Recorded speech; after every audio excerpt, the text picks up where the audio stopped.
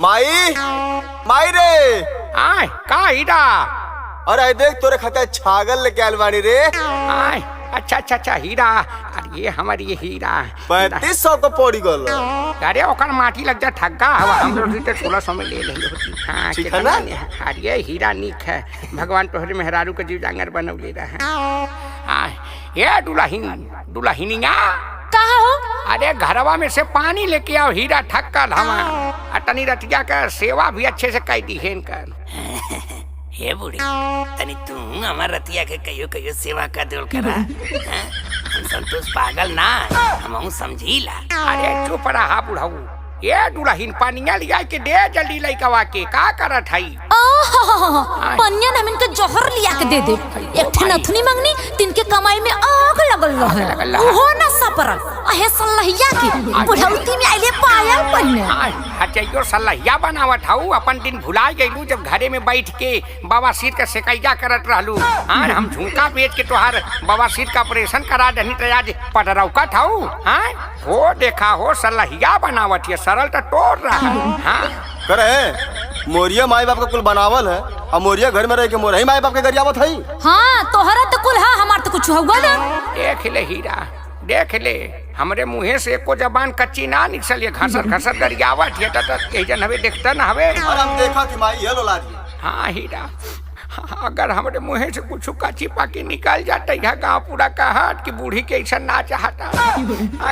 घसर हीरा गरियावत है पुरानिया शरीर के। अब हम ना बोलत हईला त समझा थवा लोगन के अपने आप के हम राजा हैं।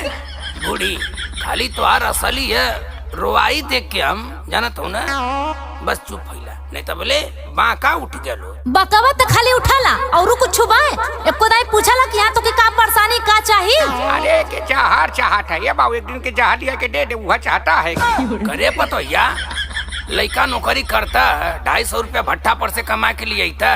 हाँ कवन तोर फरमाइश से कि ना पूरा करत है कि इतना बड़ा प्रथमंडल कैले है। अरे जब से गौना बिया भेल तब से इनकर कुछ ना जानत है। अरे पगली तनी मनी हो गल तब का बात के बतंगड़ बनावत है। चल घर में खाना पीना खाइल जा।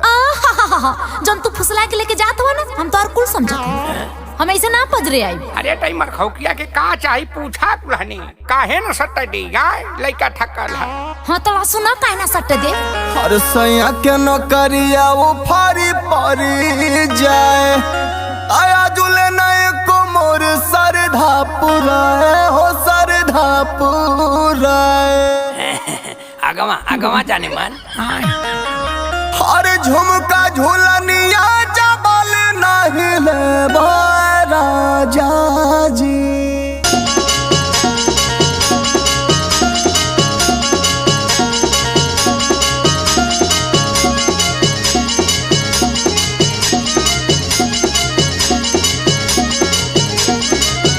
अरे झुमका झूलनिया जबल नहीं ले, झुमका झूलनिया जबल नहीं ले। बस जरिए पर राजा सुता नहीं दे। बस जरिए पर राजा सुता नहीं दे।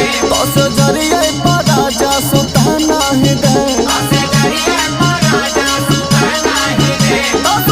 नहीं दे। बहु सुता नहीं दे। बहु सुता नहीं दे। तो से जरिए पर राजा सुता नहीं दे।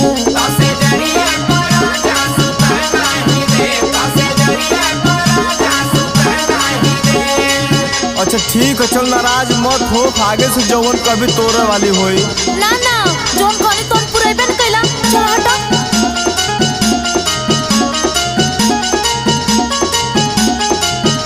अरे निक नहीं लागे तो हर तन को सहुरावा मानेला जे नहीं हमर बात है बलम जी। मानेला जे नहीं हमर बात है बलम जी। मानेला जे नहीं हमर बात तो फेंक देबो घर में से लोटा थारियावा।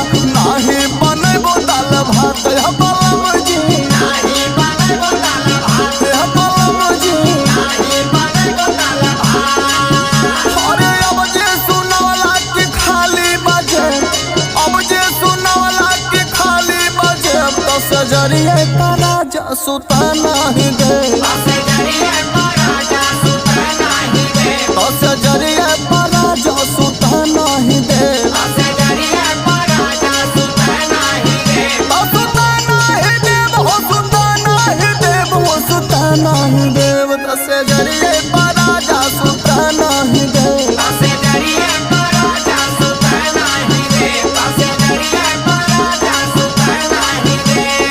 अरे पगली तो पहले तनी कमाई धमाई हमार बढ़े दे तो खुदा जवन कभी तवन हम कर रहे दान के समझावे के।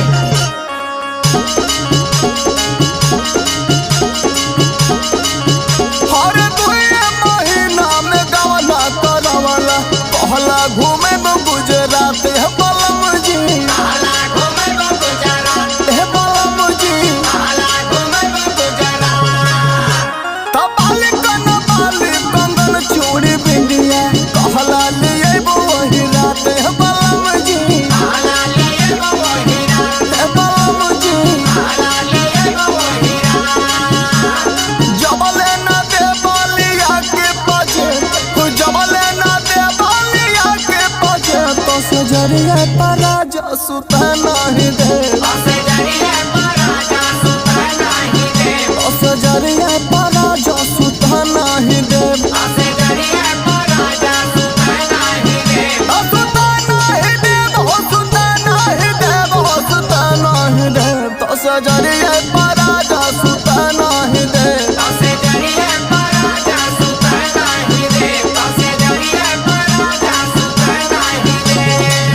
चल ठीक है ना मनबी तो हमके 2 महीना खातिर परदेश जाए दे।